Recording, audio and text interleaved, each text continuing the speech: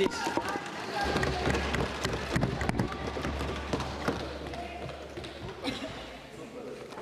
Thank you, sir. Thank you for giving me this opportunity to speak about education, which is a subject very close to my heart. Before I speak for the demand for grants for the Ministry of Education, I'd like to just respond to some comments by the opposition, where they mentioned about the division of budget over the number of students. I'd like to highlight here that, as was mentioned by members of the opposition, education is a concurrent budget item. It's a concurrent subject, and whatever budget is being spent by the central government is on central government institutions and not on state government institutions and not on private institutions. So the number should be divided by students and faculty members and staff that are in central government institutions. And any drop in the number of schools, amount of budget that is being spent, I think every state is accountable to speak about it, because schools are largely run by state governments and not by central government. So I think we should be careful about how we attribute blame. And I think in this changing world, it's very important for us to recognize what is the role of government. Is it to spend money only, or is it also to enable? I think there's a balance between the both. It is to regulate, is to create good policies for the growth of the education ecosystem, and for those who can afford it, providing high quality education. And for those who can't, I think the government should step in and invest into the future of such citizens of India. So with these prefacing comments, I'd like to get into the demand for grants for the Ministry of Education. I'm only speaking about the Ministry of Education, not commenting on the budget for skill development or entrepreneurship. And I would like to get into specific points appreciating the government. I think overall, the budget has increased from about 1,12,000 crores to 1,20,000 crores over the last year. And I think that's about a 7% increase. We're beating inflation, but as a fellow educator myself, I always hope that we are able to give more money to education, and I think that will keep happening. Going into specific issues, I think the Kendriya Vidyalaya Sangathan, the increase of 11% from 8,300 crores to 9,300 crores is reinstating this strong commitment to enhancing these quality schools in India. The PM Shri program was mentioned. The budget has been increased from 4,000 to 6,050 crores from last year. And this is a strong commitment to enhancing the educational infrastructure and quality across India. Currently, about 10,855 schools have been impacted across 763 districts. And there's a target of impacting more than 14,500 schools through this program. I'd like to also appreciate the STARS program budget, which is largely to improve teacher effectiveness through specialized teacher training. And right now we've got about 3,75,000 schools impacted, 15 lakh teachers trained through this program, and about 4,40,000 crore students who have benefited across 6 states. I mentioned this in my speech on the budget, and I think I'd like to mention it again here on education. I'd like to specifically appreciate the e-vouchers being provided to about 1 lakh students every year to secure loans of up to 10 lakhs to pursue higher education in domestic institutions, and the 3% interest subvention on student loans. On higher education, a subject very close to my heart, the budget has increased by 8% since last year. And 2 aspects in particular: the budget to world-class institutions, like the Institutes of Eminence, has increased by 20% from 1,500 crores to 1,800 crores this year.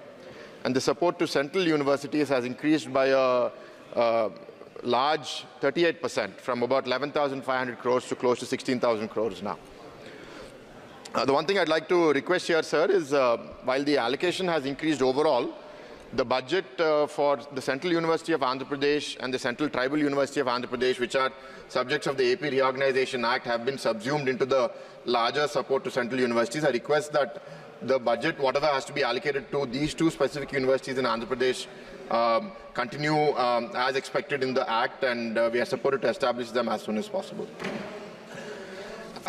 I'd like to then go over the achievements of NDA over the last 10 years. I think one of the foremost things has been the new education policy that was announced about 4 years ago, and various aspects of implementation are between the states and the center.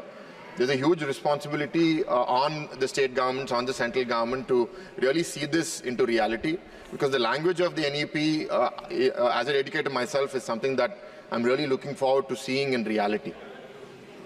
What are the achievements of the central government? Speakers of the government and representing the BJP have spoken also about the number of universities that have increased from 700 to 1100, number of colleges that have increased from 37,000 to 44,000, the number of central government institutions, the institutes of national importance have doubled from 75 to about 149 in 2020-21, and more have come in the last 2-3 years. The educational outcomes have been spoken by speakers before me, but I'd like to reinstate my appreciation for the increase in women enrolled from 1.5 crores to 2.1 crores, close to 2.1 crores, indicating a 32% jump in women enrollment. And the ratio between male and female students in higher education is 1 to 1.01. So that's a fantastic improvement, and that means that more women are actually coming into education than before. And I appreciate the government's efforts in achieving that. The 7th pay that was implemented in 2016 for faculty and teacher salaries and staff salaries across institutions in the state and the center, I think has done a great job in making education an attractive employment opportunity for citizens of India.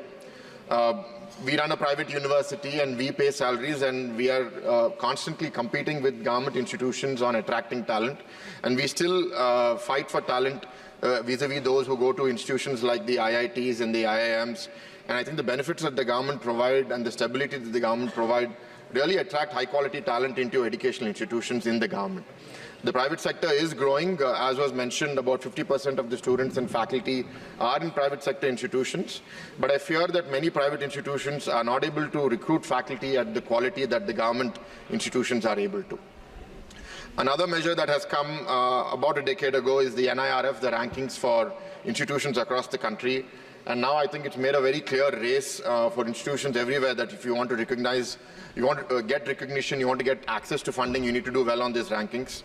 I want to request the government to pay more attention to this one aspect where I think we've reached a good place now, but I'd like it to become more qualitative in the future so that there are some metrics which reward you for quantitative growth, which is good, but once we've reached some quantitative level of success, I think the emphasis on quality, whether it be the quality of publications, the quality of PhD, is going to be the next level for NIRF to lead institutions to the global rankings.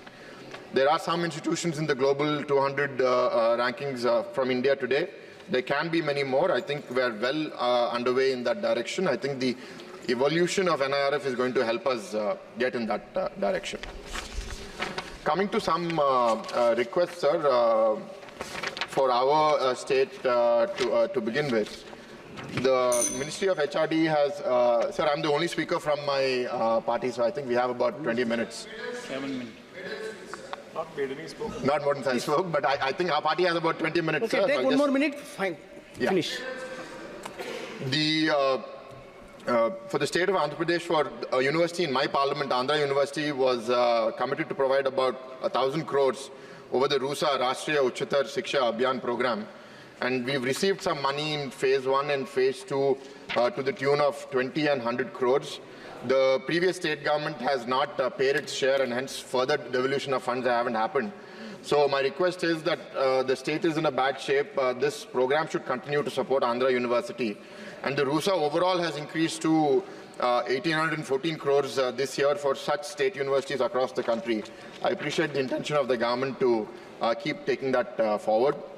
Again, coming back to the Central University, the Central Tribal University of Andhra Pradesh, the IIM, IIT, NIT, ISER, all central government institutions, many of which are in various stages of completion. I request the Ministry of Education and the government to continue allocating funds in a speedy manner, and whatever support is needed from the state government, we will provide it. I'd like to highlight the Central Tribal University in particular, where a campus was allocated in my parliament during our regime between 14 to 19 in the state, when Mr. Chandrababu Naidu was the chief minister.